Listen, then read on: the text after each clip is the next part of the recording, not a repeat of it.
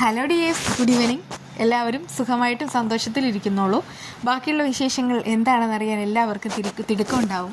നമ്മളെല്ലാവരും ഓണം ആഘോഷിച്ചു. പക്ഷേ ഇനിയാണ് നമ്മുടെ ബാക്കിയുള്ള ടീം ഓണം ആഘോഷിക്കാൻ പോകുന്നത്. ആരെന്ന് പറഞ്ഞാൽ മീനാക്ഷി ടീച്ചറിൻ്റെ മക്കളും ഭർത്താവും അച്ഛനും അമ്മയും അവരൊക്കെ ഇനിയാണ് ഓണം ആഘോഷിക്കാൻ പോകുന്നത്. നീതമോൾ വന്ന സമയത്ത് ജെപിക്കാണെങ്കിൽ അതൊട്ടും പിടിക്കത്തതുമില്ല. അയാളാണെങ്കിൽ നീതമോളെ കാണുന്ന സമയത്ത് ഭയങ്കര ശത്രുവിനെ പോലെ നോക്കുന്നത്. പക്ഷെ ആ കുട്ടി അതെല്ലാം അവഗണിക്കുന്നുണ്ട് കേട്ടോ. അവൾക്കാണെങ്കിൽ അതൊന്നും കുഴപ്പമില്ല എന്നുള്ള മട്ടിലാണ് നിൽക്കുന്നത്. അതിനുശേഷം നീതമോൾക്ക് മീനാക്ഷി അടിപൊളി ധാവണി സെറ്റ് കൊടുക്കുകയാണ് കേട്ടോ. അത് കാണുന്ന സമയത്ത് അവൾക്ക് ഭയങ്കരമായിട്ട് സന്തോഷമാവുകയാണ്, ഇഷ്ടപ്പെടുന്നുണ്ട്. അത് വേറെ കാര്യം.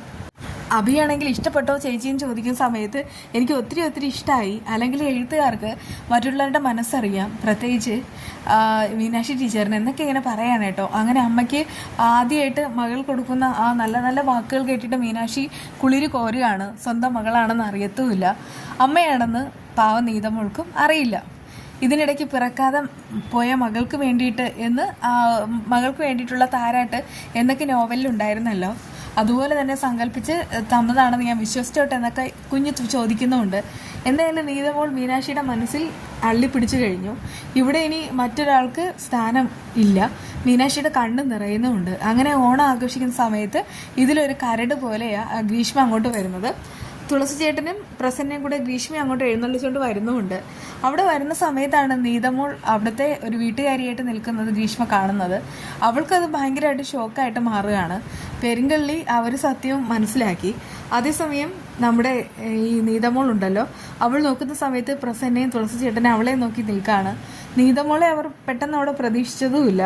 ദേ നോക്ക് തുളസി ചേട്ടാ എന്നിങ്ങനെ പറഞ്ഞിട്ടാണ് പ്രസന്ന കാണിക്കുന്നത്. ആ സമയത്ത് നീതമോൾ ചിരിക്കുകയാണ്. എങ്ങനെ ഇവിടെ എത്തി എന്നുള്ള കാര്യങ്ങളെല്ലാം പറയുന്നുമുണ്ട്. ഗ്രീഷ്മ ഇതെല്ലാം അസൂയോടുകൂടെ കാണുകയാണ് കേട്ടോ. പക്ഷേ നീതമോളാണെങ്കിൽ ഗ്രീഷ്മയെ തുറച്ച കണ്ണുകളോടുകൂടെ നോക്കുകയാണ്. അവളുടെ ഉദ്ദേശം എന്താണെന്ന് ശരിക്കും മനസ്സിലാവുന്നില്ലെങ്കിലും ചിലതൊക്കെ അവൾക്ക് സംശയത്താൽ തോന്നി തുടങ്ങിയിരിക്കുന്നു. ആ സമയത്ത് ഗ്രീഷ്മ അതെല്ലാം അവഗണിക്കുകയാണ്. ഇത് നിൻ്റെ വീടാണ്, നിൻ്റെ ഗസ്റ്റാണ് ഇവരെല്ലാം. പക്ഷേ അതുപോലെ തന്നെ ഞങ്ങൾ കൊണ്ടുവന്ന ഗസ്റ്റാണ്, ഞങ്ങളുടെ ഗസ്റ്റാണ് ഗ്രീഷ്മ. എല്ലാവരെയും സ്നേഹിക്കുന്ന പോലെ നീ ഇവളെ സ്നേഹിക്കാൻ കരുതിയൊക്കെ വേണം. നിനക്കിവൾ ആരാണെന്ന് അറിയാമോന്നൊക്കെ ചോദിക്കാണ് കേട്ടോ. അത് കേട്ട് മീനാക്ഷി ഞെട്ടിത്തച്ച് നിൽക്കുന്നുണ്ട്. മിക്കവാറും ഇവിടെ നീതമോളും ഗ്രീഷ്മയും തമ്മിൽ ഒരു വഴക്ക് കൂടാനുള്ള ചാൻസ് ഉണ്ട്. എന്തോ ഒന്നുണ്ട്, അല്ലെങ്കിൽ പിന്നെ ഇങ്ങനെയൊന്നും തുറന്നു പറയേണ്ട കാര്യമില്ല. ഇവൾ ആരാണെന്ന് അറിയാമെന്നൊക്കെ ചോദിക്കുമ്പോൾ മീനാക്ഷിക്കും അത് ഷോക്കാവാണ്. മീനാക്ഷിയുടെ മകളാണെന്നുള്ള രീതിയിൽ തന്നെയാണ് അവർ പ്രസൻറ്റ് ചെയ്യാനായിട്ട് പോകുന്നത്. അതൊക്കെ തന്നെയാണ് ഈ ഗ്രീഷ്മയ്ക്ക് വേണ്ടത്. ഇങ്ങനെ ഒരു പെരുങ്കള്ളിയെ നമ്മൾ കണ്ടിട്ടേ ഇല്ല. എന്തായാലും സ്വന്തം മകൾ കൂടെ നിൽക്കെ അവൾക്കാണെങ്കിൽ മീനാക്ഷിയെ കബളിപ്പിച്ച് അവളാണ് സ്വന്തം മകൾ എന്നുള്ള രീതിയിൽ ഇങ്ങനെ കടന്നുകൂടാൻ ശ്രമിക്കുന്ന ഈ കള്ളിക്ക് ശിക്ഷ എന്ന് പറഞ്ഞാൽ കടുത്ത ശിക്ഷ തന്നെ കിട്ടണം എന്ന് തന്നെയാണ് നിങ്ങളെപ്പോലെ ഞാനും ആഗ്രഹിക്കുന്നത്. പലനാൾ കള്ളൻ ഒരു നാൾ പിടിയിലെന്ന് പറഞ്ഞതുപോലെ ഇവൾ ഉറപ്പായിട്ടും പിടിയിലാവും. അവസാനം മീനാക്ഷി തൻ്റെ മകളെ തിരിച്ചറിയുന്ന ആ ഒരു നിമിഷം, അതൊക്കെ നമ്മളാണെങ്കിൽ ഒരുപാട് കാത്തിരിക്കുന്ന മുഹൂർത്തങ്ങളാണ്. അത് വേഗം തന്നെ സംഭവിക്കട്ടെ എന്നാണ് നമ്മളും കരുതുന്നത്.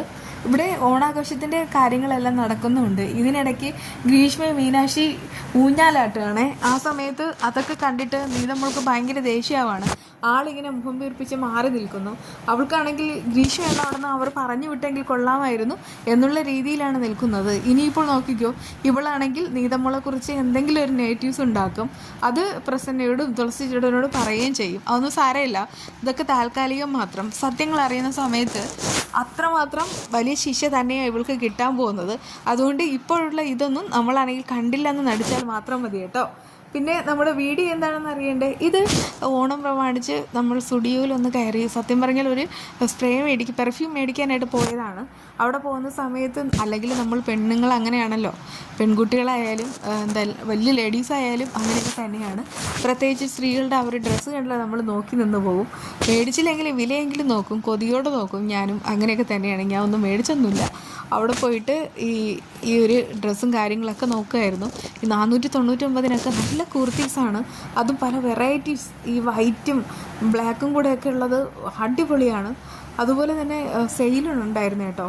ആ സമയത്ത് ഒരു 100 രൂപ കുറവ് അങ്ങനെ രീതിയിലാണ് കിടക്കുന്നത്. ഇത് കണ്ടില്ലേ, ഇതൊക്കെ എത്ര 499 അവർ കുർത്തിയാണ്. ഇതൊക്കെ നമുക്ക് വൈറ്റ് പാൻസിൻ്റെ കൂടെ എല്ലാം പെയർ ചെയ്തിട്ടാൽ അടിപൊളിയായിരിക്കും.